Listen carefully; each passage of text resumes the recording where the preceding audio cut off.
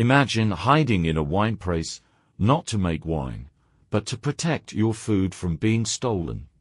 That's where this story begins, not with a warrior, but with a man threshing wheat underground, scared of his own shadow. His name is Gideon, and God is about to call him something shocking. Mighty hero, Israel is in deep trouble, again. They've turned away from God, so he allows them to feel life without his protection. Every harvest, raiders called Midianites sweep in like locusts, camels everywhere, crops destroyed, livestock stolen, leaving nothing but hunger. For 7 years, Israel hides in caves and dens. Until they finally cry out, God hears them. And he begins with the weakest man, from the weakest tribe. One day, Gideon is secretly beating wheat in a winepress. Suddenly, an angel sits under an oak tree and says, "The Lord is with you." Mighty warrior, Gideon freezes. He looks around. Confused, mighty, my family is the poorest in Manasseh. And I'm the youngest. If God is with us, why is all this happening? The angel doesn't argue, he simply says, "Go in the strength you have. I will be with you." Gideon asks for a sign.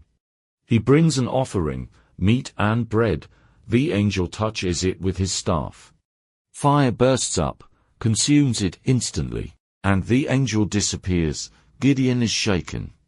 But God speaks, "Peace, do not be afraid, you will not die." Gideon builds an altar and calls it, "The Lord is Peace." That same night, God gives him a dangerous mission: tear down your father's altar to Baal. Cut down the Asherah pole, then build a proper altar to me. Gideon obeys, but at night, hiding in fear of his family and the town. By morning, the town explodes in anger. They want him dead. But his father Joash steps forward and says, "If Baal is really a god, let him defend himself." No one touches Gideon. From that day, he is called Jerubbaal, meaning, "Let Baal contend with him." Now armies gather, Midian, Amalek, and eastern tribes. Like a plague, tens of thousands, camels too many to count. Gideon blows a trumpet, and warriors come. But fear still lives in him, so he lays out a fleece and prays, "God, if you will save Israel through me, let the fleece be wet, and the ground dry."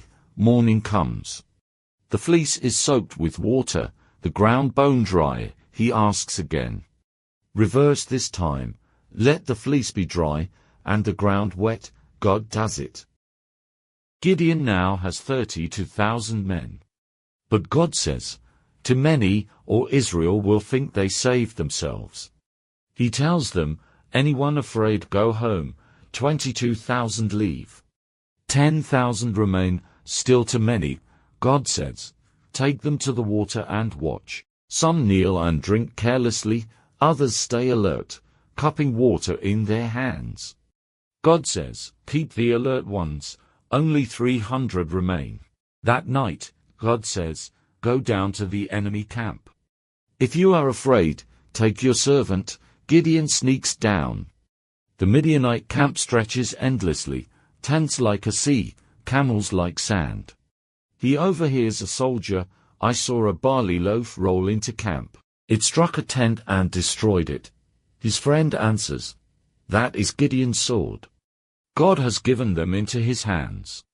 Gideon worships, then he runs back, now burning with courage, "Get up.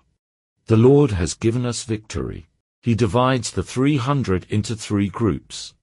Each man carries a trumpet, a clay jar, and a hidden torch. At midnight, they surround the camp. Suddenly, they blow the trumpets, smash the jars, raise the torches, and shout, "A sword for the Lord, and for Gideon." Fire bursts into darkness, trumpets echo from all sides. The Midianites wake in total confusion, thinking they are surrounded by a massive army. Panic spreads, they turn on each other, and flee. Israel is free. Gideon returns home a hero, but here is the truth. God didn't need 30,000 men, he needed one willing man. And 300 who would trust him. Gideon started hiding in fear. But God called him a mighty warrior anyway. Not because of Gideon's strength, but because of God's power. So if you feel too small, too afraid, or too outnumbered, that might be exactly who God is looking for. That is the story of Gideon. From hiding to hero, not by his strength, but by God's.